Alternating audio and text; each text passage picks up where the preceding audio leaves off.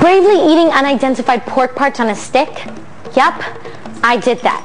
Jamming with Pinoy music legends? Add that to the list. Sailing the clear blue waters in one of the world's best beaches? Yep, been there, done that. It's been one fun and memorable Pinoy trip for me. Today, I'm looking back at all the adventures I had for the season. Folks, here's my flipside experience. Join me on one last Pinoy adventure as I take a look back on my most memorable flipside moments. Pearl of the Orient? You've got to see it to believe it. I know I did. So here's another chance to experience the most beautiful spots in the Philippines. Getting back to my Pinoy roots have got me trying some new and exciting things. Get to know my top 5 hands-on learning experiences on Flipside. And what would this trip be without hanging out with some of my peeps? These awesome folks have taught me so much about our culture and what it means to be truly Pinoy. As my Pinoy adventure comes to a close, one last question remains. What has made my Pinoy experience unforgettable? Join me as I recount a whole season of discovering the many aspects to love about being Pinoy. Get to know the people I've met and the adventures I've encountered in my experience to be truly Pinoy.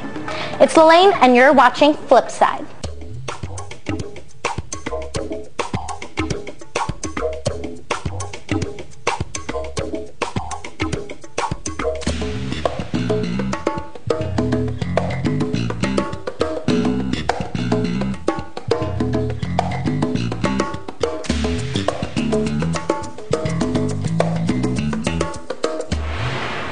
Hey guys, we're back, and this is Flipside.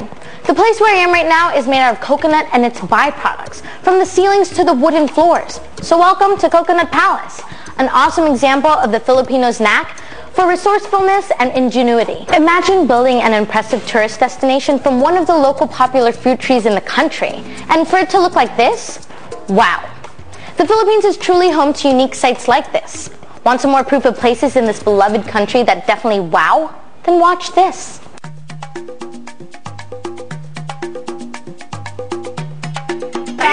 Hello. I've got a ton of photos to take home with me to LA, and a million stories to go with them.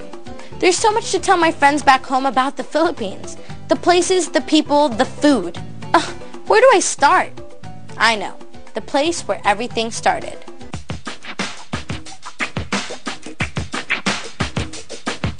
My first impression of Manila. Well, when I was flying in, I probably have to say the buildings. Like, I don't remember ever seeing that many buildings, and there was probably so much more from when I used to live here. There's so many people on the road at like every minute of every day, and I don't think I see that anywhere else I go. Like in LA, I mean, you only get rush hour during like lunchtime or when everyone's leaving work or going to work. This is like literally every minute of the day. Manila is one big ball of energy, and that for me is a good thing. I loved the craziness of Manila. There was always something to see and do. There's so much you can do, and walking around is such an awesome way to discover things. Or by traveling like on jeepneys or tricycles, like going to the malls. Did I mention the shopping? Oh, wow, the shopping here is crazy. The malls here are huge, like 5 floors. I mean, and I don't know a mall of that in LA.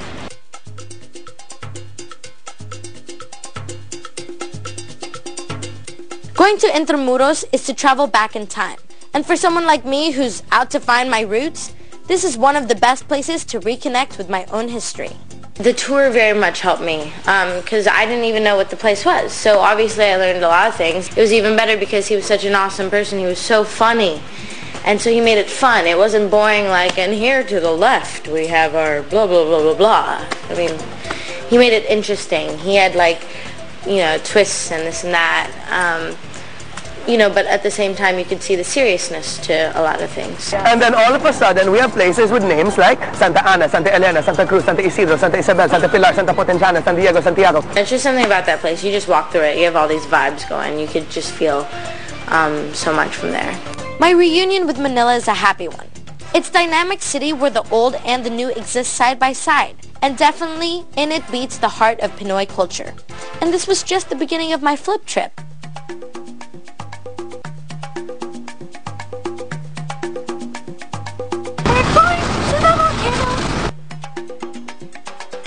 Tagaytay was a lot of fun, but at the same time it was a really chill place. Like, it was very relaxing, which I really liked. The Tagaytay was a very, I thought, chill out, relaxing place.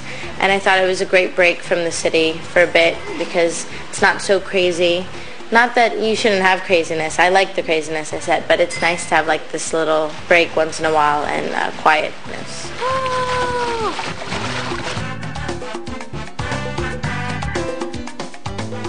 That is not to say that Tagaytay was boring, because it wasn't.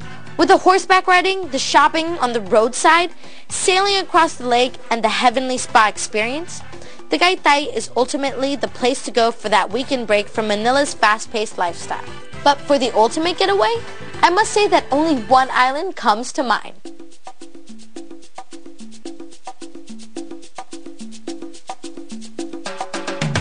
We arrived in Boracay on a rainy day, and the getting there alone was sure memorable already. But during our stay there, the sun did shine, and I was rocked to see one of the best beaches I've ever seen.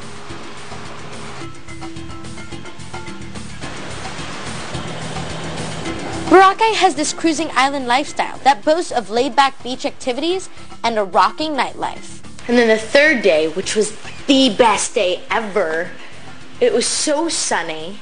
Like, all the rain was gone. We were so lucky or something. There was no rain whatsoever. It was so sunny. It was so hot. It was how Boracay is meant to be. So beautiful. And it was the last night in Boracay, so we had to live it up a little. It was fun. They have an awesome nightlife. And it was the best night, too, because it was a Friday night. And that's when it was crazy busy, because there were so many people out of nowhere. It was all of a sudden filled with people. So it was really fun, yeah. And we danced like the whole night. Truly, this trip to the Philippines is packed with memories that I can't wait to share with my friends back in LA. And more than that, I'm hoping that one day I can come back here with them, so they can see for themselves what an awesome place my homeland is.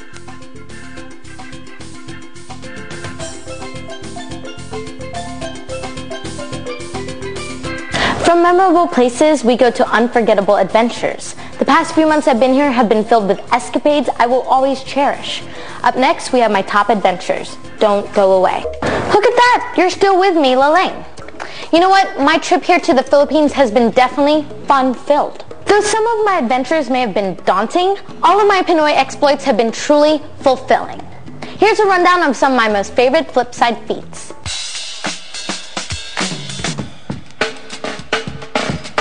After visiting unforgettable places, the best part of it all is experiencing how it is to be truly Pinoy. I know most of the Filipinos find everyday occurrences common, but for me, these are the adventures that made me feel authentically Filipino.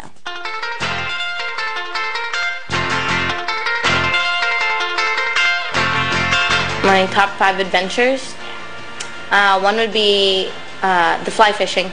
Because I will laugh at that for years to come. It's this big blow-up thing, like, thing that you ride. Everyone says, oh, so it's not like a banana boat. It's not like that, but it's a big blow-up thing. It looks like that. It's like a triangle, and then, yeah, like a raft. And what happens is, like, there's 3 columns. And so it was me on the left side, at the bottom, and there was Uncle Mel, and Ayet was in front of him, and then Sai was on the right. So we were all 3 lined up. So we're there like riding like this, and it was really fun. It was really hard at the same time. So we're like this, and I didn't want to look at anyone because I'm so scared to see their faces and how they look while they're holding on. And I'd laugh and then get weak and lose control and fall off. Ayet, who's in front of Uncle Mel, and is like the safest person ever, is doing. She's sitting there like this. And she should be, I don't get how she did this, but slowly she's hanging on, and you're like bouncing, right? And I'm just like this, because I didn't want to look at anyone. I'm like holding on for my life, like so scared, because we're going so fast, and I didn't want to look at anyone. And Ayet is sitting there, but slowly she's tipping, and I didn't know why, but slowly she tips over, and she falls in the middle, on the left, or the right middle part of the boat, and there's like that little part, and she's bouncing, but she's so determined to hold on and not let go. The way she was just slowly tipping over, holding on, and then she was bouncing on her head. Yeah, that's gonna be one to remember. My second one would probably be the volcano at the Al. I thought that was really cool because I've never seen a volcano before. So that was my first time on Balkat. That was kind of cool. And just like having all this open water was really nice, but you could see like the volcano up ahead. And it was really nice because, you know, I was just sitting there, the wind was blowing, it was kind of cool. How Peter was pointing out like everything and talking about all these places and how the people who lived where the volcano was totally isn't supposed to, because if the volcano explodes, okay, how are you going to run? What are you going to do, jump in the water? Really? But yeah, he was telling me about everything. It was an adventure how he was explaining everything, and I really liked that he was very thorough about everything. And that whole little place that you can swim in the middle, I didn't even expect that. I know they said that we could go swimming there, and I was like, what are you talking about, going swimming there? What are you gonna, what, are you insane? And like when I saw it, I was like, oh, that's really cool, you know? It's like one big swimming pool, but like, you know, not chlorine water. To see like the little smoke coming out of where the ground was, that was really cool. You don't see that smoke coming out where you're gonna swim by. It's really reassuring.